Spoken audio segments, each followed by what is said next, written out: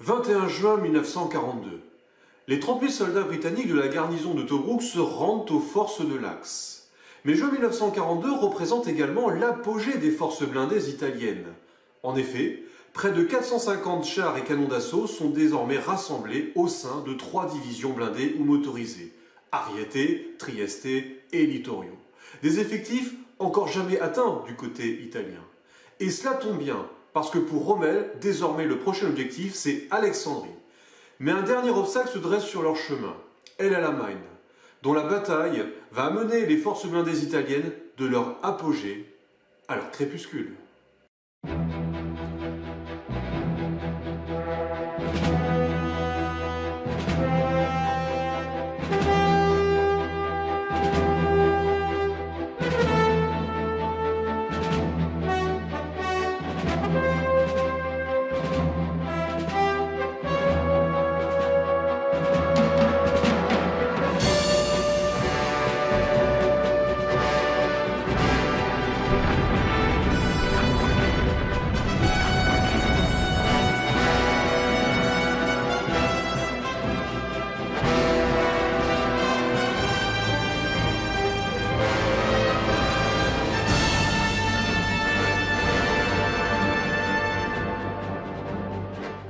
El Alamein, ce n'est pas une, mais plusieurs batailles.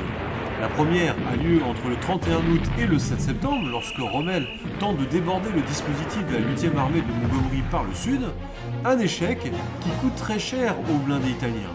Mines, canons anti-chars et le sable qui met à mal les moteurs.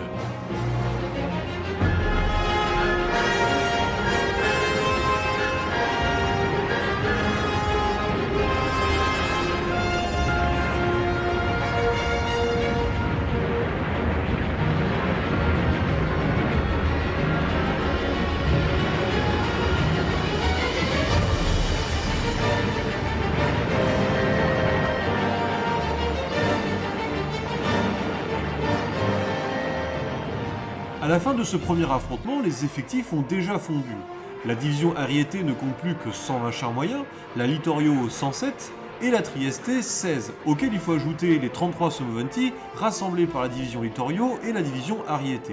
Cette dernière est même obligée de dissoudre 2 de ses bataillons blindés, le 52e en août et le 8e en septembre.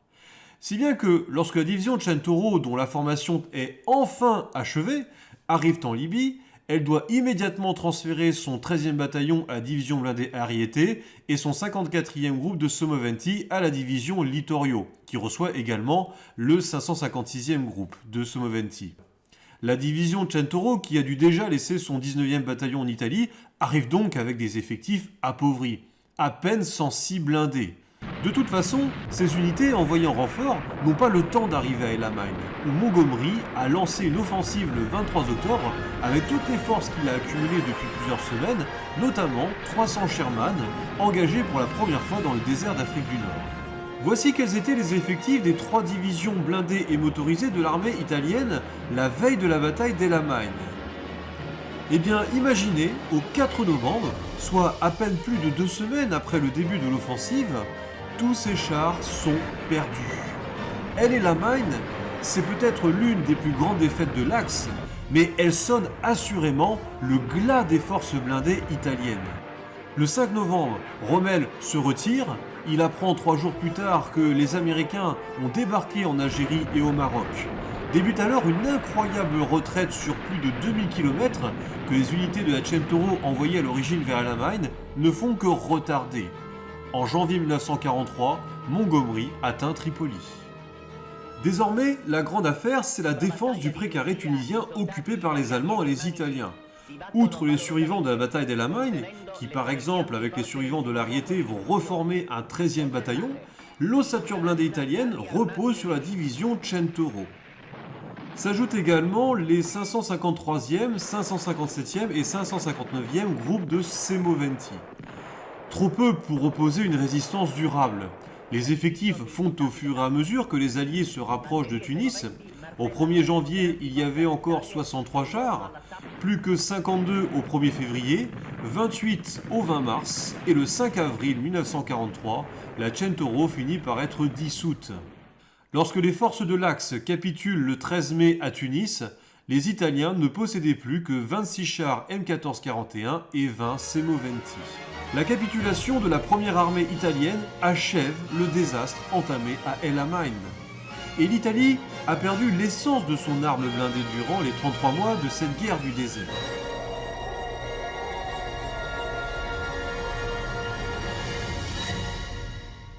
Et le commando suprêmo ne pouvait pas compter sur l'apport d'unités venant de l'extérieur, car en Russie, les nouvelles sont tout aussi désastreuses. La 8e armée, dixit l'Armir, faisait partie de l'ensemble des troupes alliées de l'Allemagne qui gardaient les flancs de Stalingrad. Elle s'est retrouvée face à la progression soviétique destinée à encercler cette ville.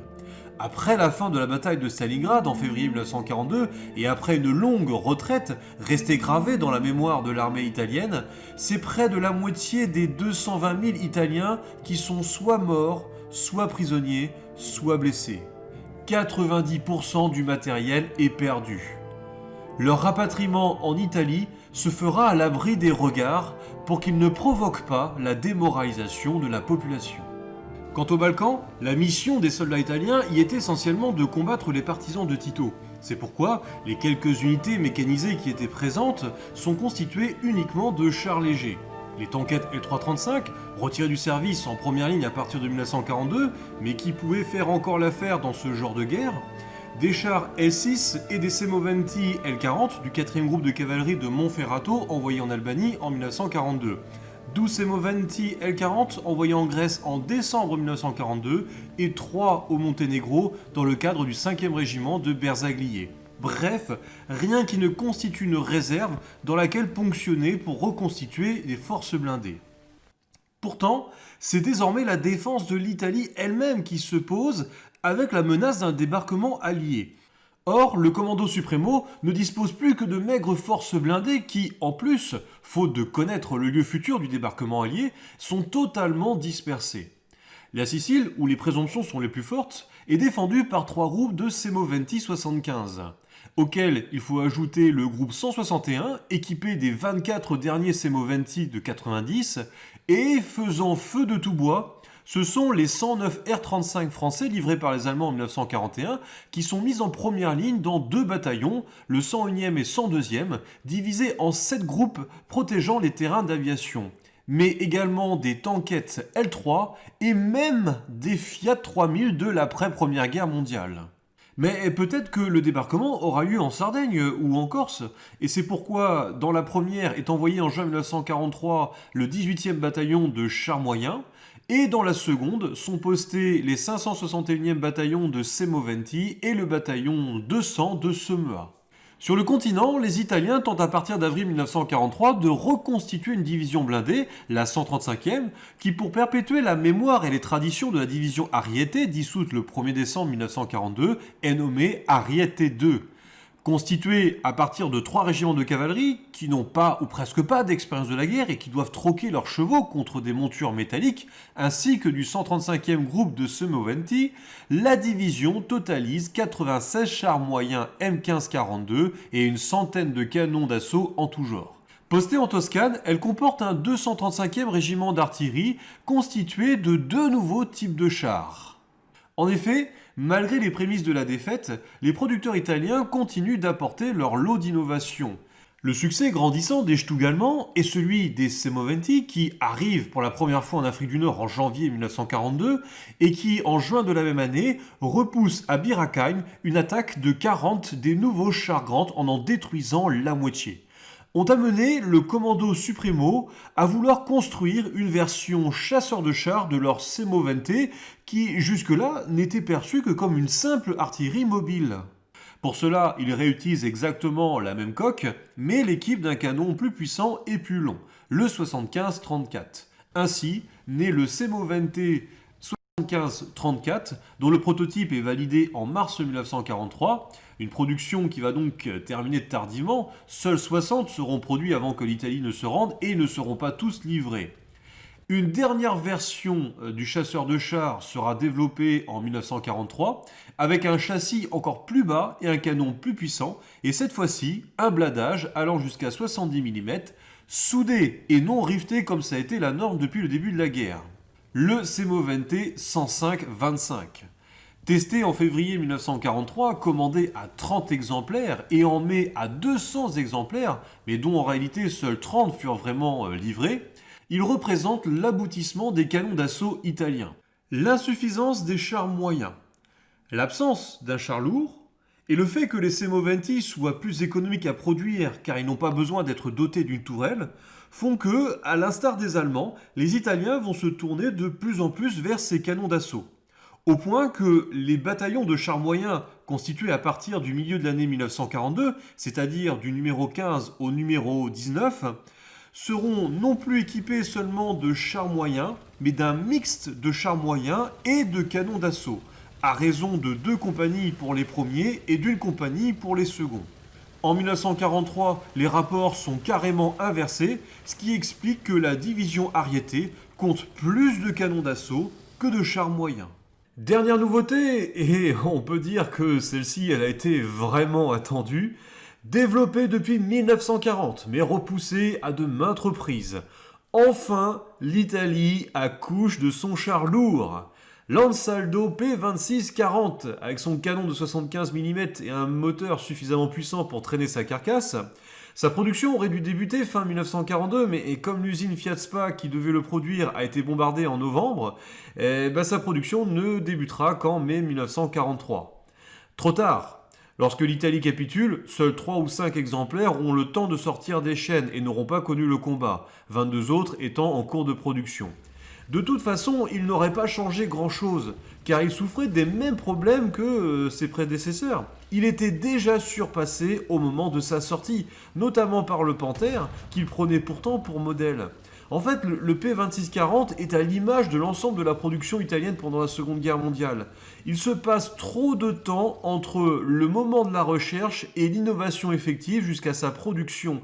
Ce qui fait que quand les chars sont produits, il est trop tard. Ils sont déjà dépassés par de nouveaux modèles. Et d'ailleurs, une autre version à ce moment-là était déjà à l'étude, une version encore plus lourde. Ce devait être le P23, avec un blindage de 80 à 100 mm, déjà commandé à 150 exemplaires alors qu'il n'y avait pas eu de prototype, et qui aurait dû être livré en juin 1944. Mais là, évidemment, on entre dans la fiction. En effet, les événements se précipitent pour l'Italie fasciste. Finalement, c'est en Sicile que les Alliés débarquent le 10 juillet. Le sort des blindés italiens, tout comme celui de la Sicile, est réglé en quelques semaines. Le 17 août 1943, les Alliés arrivent à Messine. La totalité des blindés présents dans l'île sont perdus. Il faut dire que les soldats italiens n'ont pas fait preuve d'une grande ardeur au combat. Désormais, l'essentiel de la défense repose sur les unités allemandes. Ils ont déjà compris qu'ils ont perdu cette guerre pour laquelle ils n'ont aucun enthousiasme. De plus, la situation politique à Rome a fortement évolué durant l'été, avec le 25 juillet, l'arrestation de Mussolini par le roi Victor Emmanuel III. Si le roi et le nouveau gouvernement de Badoglio continuent la guerre aux côtés des Allemands, en réalité, ils jouent un double jeu, en négociant en secret avec les Alliés pour pouvoir se retirer de la guerre, mais tout en faisant croire l'inverse à Hitler, par peur d'une invasion des divisions allemandes qui s'amassent déjà dans les Alpes. Le 8 septembre, à 18h30, alors que les Alliés posent le pied sur la botte italienne en Calabre et qu'une flotte s'apprête à débarquer 80 000 hommes dans la baie de Salerne, Eisenhower annonce depuis la radio d'Alger la capitulation de l'Italie. Il governo italiano, riconosciuta la impossibilità di continuare la impari lotta contro la sovvertiente potenza avversaria, nell'intento di risparmiare ulteriori e più gravi sciagure alla nazione, ha chiesto un armistizio al generale Eisenhower, comandante in capo delle forze alleate anglo-americane. La richiesta è stata accolta. Conseguentemente, ogni atto di ostilità contro le forze anglo-americane deve cessare da parte delle forze italiane in ogni luogo. Esse però reagiranno ad eventuali attacchi da qualsiasi altra provenienza.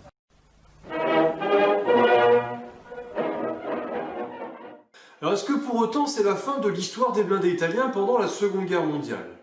Sûrement pas, car désormais l'Italie est divisée en deux camps. D'un côté, la RSI, la République socialiste italienne de Mussolini qui a été libérée par les Allemands, et de l'autre, les partisans du roi et du gouvernement de Badoglio, que l'on appelle aussi les co-belligérants parce qu'ils vont combattre aux côtés des Alliés. Et désormais, pour chacune des unités, pour chacun des soldats italiens, la question va être de savoir lequel des deux camps rallier.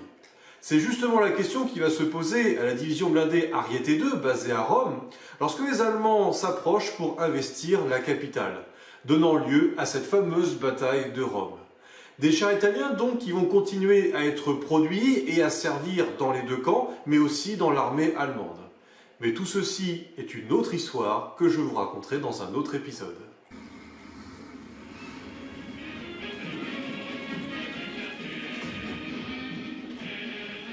En tout cas, si tu es un joueur de World of Tanks et de War Thunder, n'oublie pas, le char italien, tu respecteras.